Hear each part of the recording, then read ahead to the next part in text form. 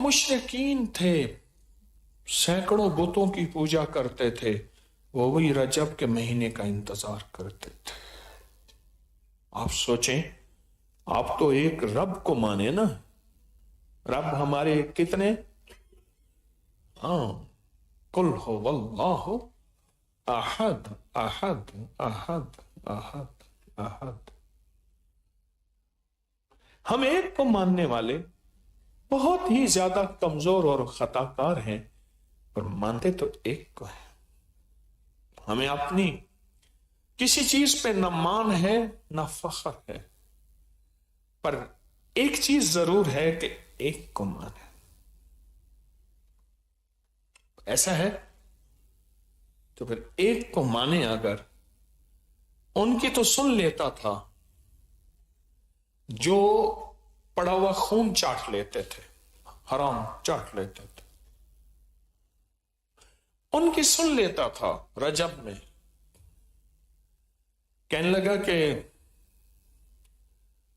बच्ची माशाअल्लाह बड़ी हो रही है, बाशऊर हो रही है, इसको बनाओ सिंगार करके, मैं आज इसको बाजार ले जाता हूं और इसको खिलाता पिलाता कुछ चीजें दिलाता हूं।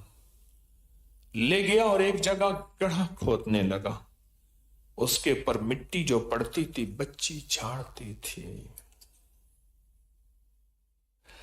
और बाबा का एहसास करती थी और उसकी खिदमत करती थी और अब्बा अब्बा कहती थी। गड्ढा खोदता रहा, बेटी मोहब्बत और प्यार अपना जताती और बताती रही, उल्फतें बेटी देती रही। ये एक शख्स हुजूर को रो रो के अपना वाकया सुना रहा था, और जब गड्ढा बहुत गहरा हो गया तो उसने बेटी को ऊपर फेंक दिया और उसमें मिट्टी डालने लगा, और वह चीख चीख के कहने लगी, अब्बा मैंने तो आपको देखना है, मैंने तो आपकी खिदमत करनी है। अब्बा अब्बा करते उसकी आवाज मिट्टी में दब गई और फना ने उसको अपनी पंजे में दबोच लिया और मिट्टी उसके ऊपर डाल के वो फाते बन के आ गए कि या रसूल अल्लाह, क्या मेरे इस गुनाह की भी बख्शिश होगी? कलमा पढ़ने के बाद उस वक्त सारी महफिल रो रही थी, हर बंदा हिचकियां और सिचकियां थी।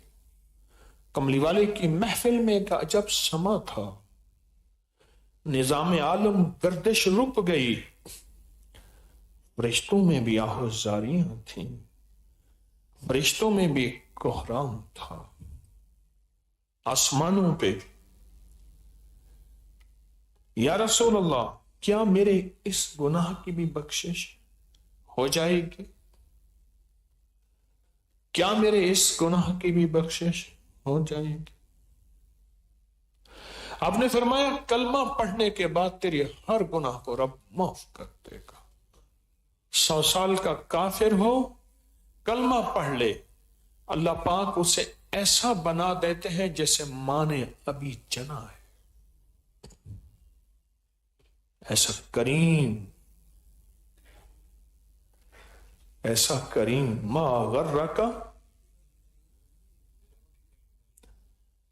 गर्रा का बेरब्बिकल करीम। है मेरे बंदे, तुझे इतने करीम रब से दूर किसने किया? उनकी रजब में दुआएं उनकी कबूलियत के लिए वो रजब का इंतजार करते थे। तवज्जो से मेरी बात सुनना, दुआओं की कबूलियत के लिए वो रजब का इंतजार करते थे।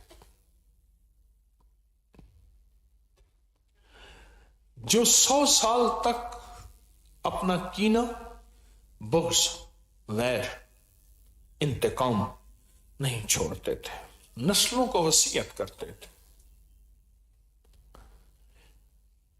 मेरी हुजूर की महफिल से ایک یہودی جا رہا تھا، اس نے سنا حضور فرما رہے تھے جب حاجت کے لیے بیٹھو تو یوں کنپٹی پہ یوں سر پہ ہاتھ رکھو. تو وہ کہنے لگا نعوذ باللہ ان کا نبی کیسا ہے، یہ تو ان کو حاجت کے طریقے بھی بتاتا ہے، اتنی چھوٹی چھوٹی چیز. آگے گیا تو اس کو حاجت ہوئی تو اس نے وہ سنا ہوا تھا ویسے ہاتھ رکھ لیا. اور اس دور میں ہر طریقہ دشمن کے لیے استعمال کیا جاتا تھا. ایک طریقہ کمند کا بھی تھا، رسی کی کمند بنا کے دشمن کے اوپر زور سے ایسے نشانے کے وہ ماہر تھے، پھینکی جاتی تھی جیسے پھانسی کے پھندے کی طرح، اور پھر ایسے کھینچی جاتی تھی تو اس بندے کو پھانسی دیتے تھے اسی کمند سے، پھر اس کی لاش کو گھسیٹتے تھے. تو اس کا دشمن اس کے تعاقب میں تھا، اس کو علم نہیں تھا. اس نے نا ایسے دایاں ہاتھ ایسے رکھا ہوا تھا.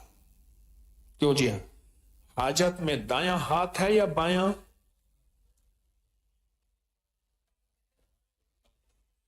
بایاں، بایاں ہاتھ تو رکھا ہوا تھا اپنا بایاں ہاتھ.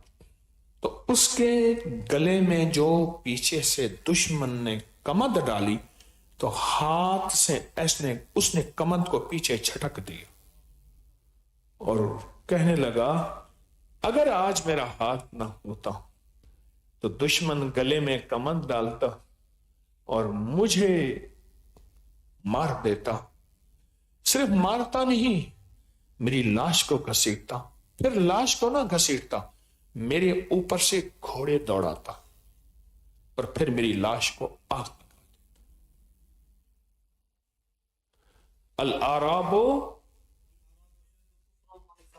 العرب اشد کفرا و نفاق. قرآن کہتا ہے یہ جو بدو ہیں کفر اور نفاق میں اشد ہیں. اشد ہے سپرلیٹو ڈگری، آخری ڈگری.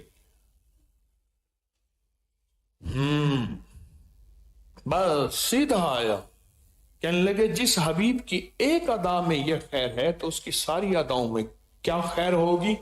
اور کہنے لگا اشہد ان لا الہ الا اللہ وحدہ لا شریک واشہد ان محمدا عبدہ ورسولہ.